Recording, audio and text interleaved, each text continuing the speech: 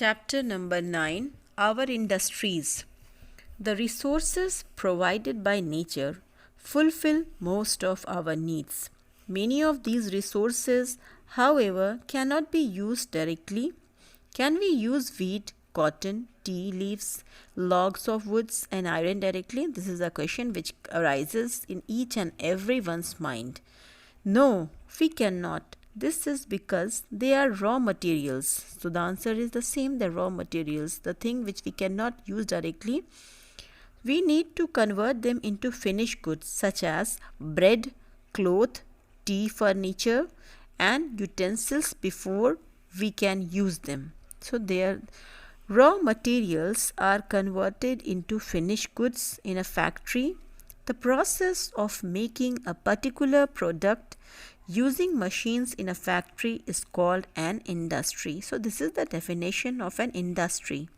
Raw materials, machines, power supply, human labor, money and transport are some things needed to set up an industry. Now all the thing which I had explained, that is the definition of industry.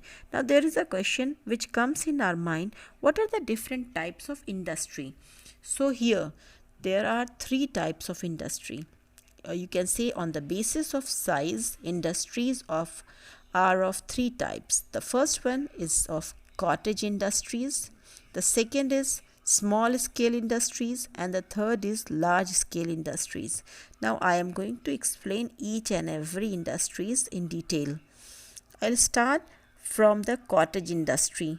Cottage industries are set up by people. So set up by people in their own homes. A few people work with simple tools and use raw materials available nearby. Some such industries are weaving cloth, extracting oil, grinding flour, and making toys, baskets, and leather goods. So whatever I had explained, whatever you can say that I just mentioned, is they are coming in the category of cottage industries. Now come to the second industry, that is small scale industries. They are such a type of industry. Small scale industries employ a few workers and use small machines. People work in a small factory. They make utensils, garments, hosiery items, and electrical and plastic goods. So these are those things which they used to make in the small scale industries. And the last one, the last type of industry is large scale industries. Large scale industries employ thousands of workers. A large number of goods are produced with big machines. Highly trained workers are needed. Large scale industries include textile mills, iron and steel plants, oil refineries, chemical plants, and factories manufacturing automobiles and railway equipment. Large scale industries are generally located in areas where raw materials and power are easily available. So these are those things which I am explaining you. So listen very carefully. Most of them are located in or near big cities. So you can see it is given on the map, that is 9.1 map which is there. The map shows the location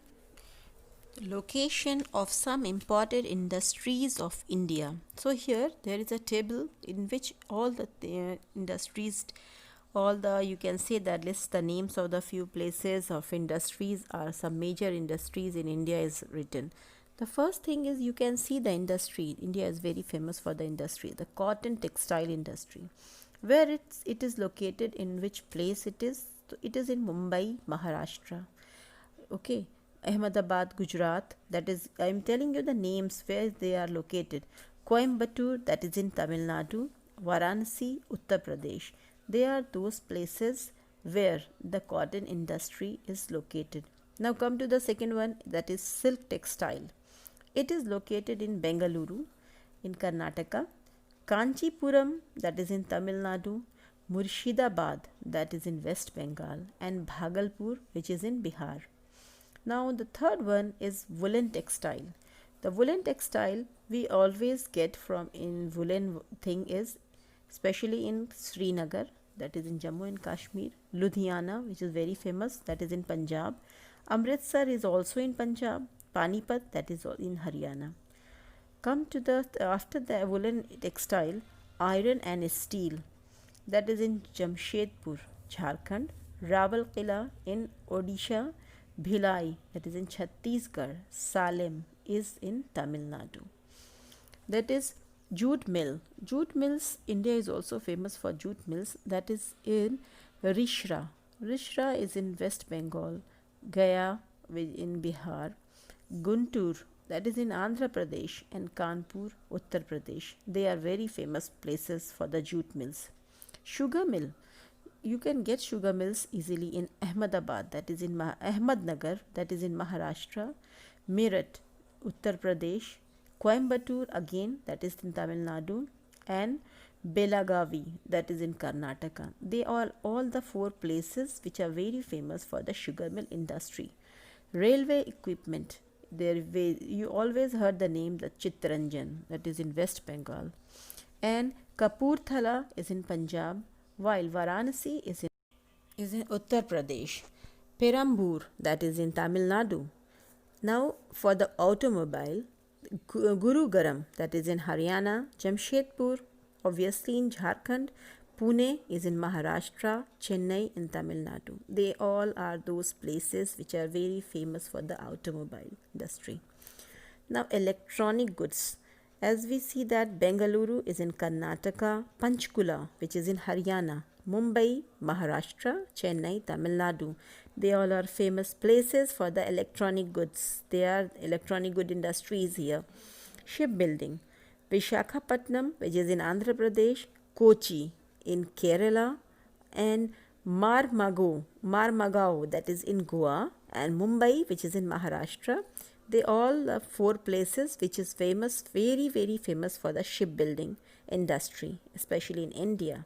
We are talking about India, that's why all the states, all the places are in India. Aircraft manufacturing. Bengaluru comes first, which is in Karnataka, Nashik, which is in Maharashtra, Hyderabad, that is in Telangana, and Koraput, it is in Odisha. They are famous places, and where the air industry, that is aircraft manufacturing industry, is here. So all the places, student, you have to learn it very carefully because they are very fruitful for you, not only for this class, for always. So here associated with this, beside these industries mentioned in the table, some other important industries in India are cement, fertilizer, paper, machinery, and chemical, which is not mentioned in the chart. So students, I have explained this chapter. I hope you all understand this chapter very nicely. For better understanding, please read this chapter at least 2 to 3 times and learn the given chart. Okay student, thank you and have a nice day.